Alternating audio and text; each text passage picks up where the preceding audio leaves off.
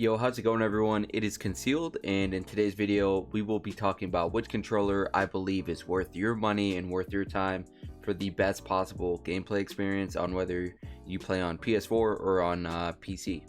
So for reference, the red controller is actually the controller with the Sony back paddles on it, and the black controller is the Scuf controller that I have. And for those of you wondering, it is the Scuf Infinity Pro, I believe, and I spent around $170 plus tax on that Scuf controller. And the red controller is just a standard PlayStation controller that I got for around 40 bucks at Walmart, and then the Sony back pedal attachment, which is 30 bucks. So we're comparing 70 bucks to 170 bucks. So $100 difference, but most people out there with a PS4 probably already have a PS4 controller. So all you need to do is just buy this $30 attachment and you can basically have a Scuf controller.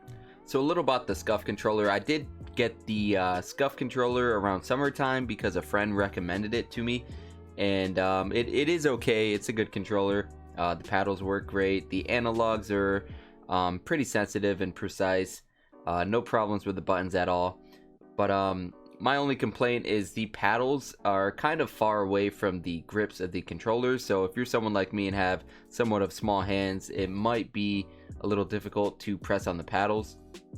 But compared to the Sony paddles, as you can see, they're actually right on the grips of the controller. So it's actually a tight fit when you're holding it in your hand, and it feels very natural. You won't really tell the difference when you take it off, but it's actually a really good fit compared to the Scuf's controller, where it's kind of hard to reach and you have to stick your fingers out to reach for them.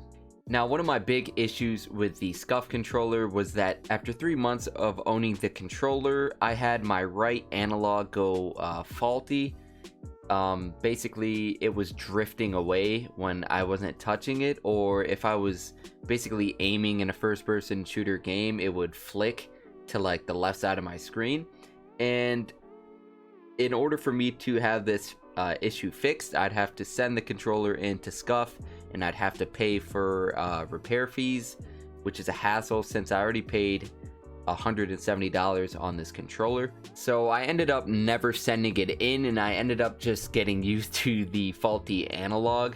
And eventually these Sony back paddles came out, and I knew I was going to purchase it because I really didn't want to spend more money on this Scuf controller. Now with Scuf, if something like that happens where a part breaks, you can't just take the paddles off on the back and throw it on another controller and call it a day, which kind of sucks because you're forced to send the controller in and have it repaired and spend even more money like I needed to, but I end up not. PS4 controllers are notorious for one of their analogs going faulty over time. I've gone through plenty of PS4 controllers through my days. So the really good thing about these paddles are, if you actually want to get DualShock 4 controllers, they're pretty cheap nowadays. The price has gone down, and if one of your controllers do end up breaking, you can just take out this paddle attachment and put it on to another controller that you may have in just a few seconds. It's pretty cool, instead of having to send the whole controller in and get it repaired and spend more fees. So the attachment itself is actually really small. I was a bit surprised on how small it was. I thought it was going to be somewhat larger, but my first impressions were it was pretty cheaply made. That's what I thought. And once I clicked it into the controller, it felt pretty good. Like there's a few, like the two plastic parts of the paddles, they move without you really putting much effort, but it seems to work really well when you're playing in game, and they're very responsive and clicky, which is a good thing. And the cool thing is that it has an audio port, so if you have a headset where you need to plug it into your controller, you can still plug it in through the audio port in the paddles. Now there is a little OLED screen on the back of the paddles, which is pretty cool, and you can program up to 16 different functions on your controller. So I have it default, which is left paddle is X and the right paddle is O. So there's no need for me to change it unless I play another game, which I basically just play Call of Duty and Apex Legends as of now. But you can have different button layouts and you can switch them on the go with this cool little feature on the back of the paddles. So since Sony actually doesn't have an official Elite controller, people want to know which controllers are the best to actually play on PS4. And when it comes down to people recommending controllers, it's always the Scuf gaming controller that's being recommended. And honestly, I haven't had a really good experience to want to recommend this controller to anybody else. It took me a long time to get used to the analogs on the controller, since they're very wiggly and sensitive to your touch. It does feel very cheaply made. The first day I received mine in the mail, a plastic part actually fell out of one of my triggers, and I had to put it back in. And then 3 months down the road, my analog ends up breaking. So I was very upset about that, and I'm probably never going to buy another Scuf controller again, and I definitely wouldn't recommend it to anybody else. And then there's that one controller, the Astro C40 TR, which I already did a full review on, so link to that video will be in the description, so if you want to watch that, go ahead and click that link.